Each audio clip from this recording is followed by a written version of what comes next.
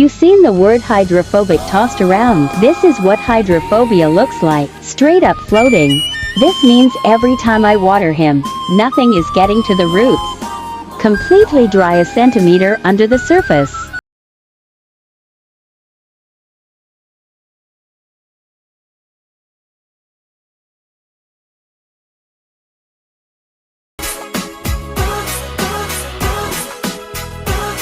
More plants you should get if you're brand new to plants. Slightly less basic edition. Number 1, a neon heartleaf philodendron. This is my pride and joy. It grows really long vines and the new growth is tinged pink. Number 2, a marble queen pothos. This is so much prettier than a golden pothos and it grows really fast, so even if you lose a few leaves, it doesn't really matter. Number 3, a raven zizi. The new growth comes out green like the normal one, but then it darkens to this really pretty black. These are all super easy to take care of. Follow for more plant stuff. Bye!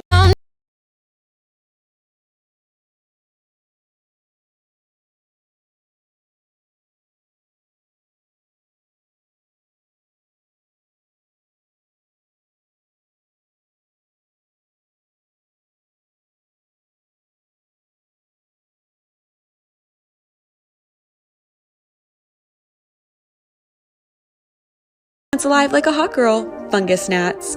Get these yellow sticky traps online to trap the adults that are flying around. Just swap them out every time they get filled with bugs and prevent them from laying eggs with 1 tablespoon Castile soap and 1 quart of water in a spray bottle. Just give that soil a good squirt down. This is my go-to soil mixture: perlite, organic potting soil, succulent soil. Mix it up, and occasionally I add some orchid bark just for spice.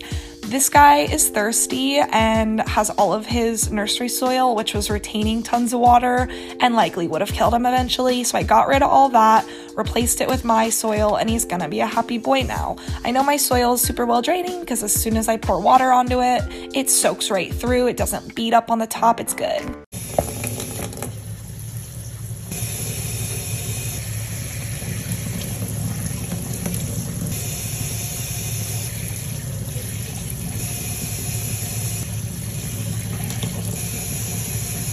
Hey babe, what's the one thing that you wish you would have known when you very first started collecting plants?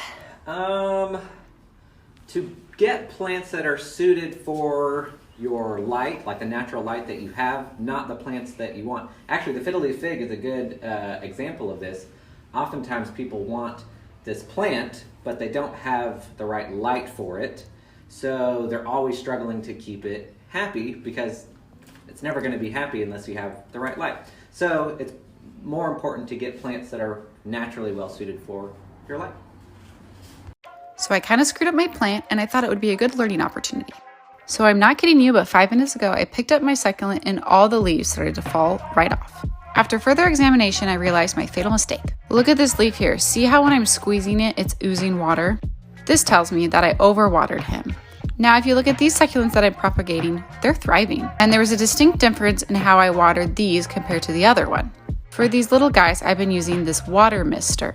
Every morning, I spray it just like this a couple times till the dirt's soaked. On the other succulent, I was running it under the faucet, so it was drenching it. So what I learned is a little water goes a long way.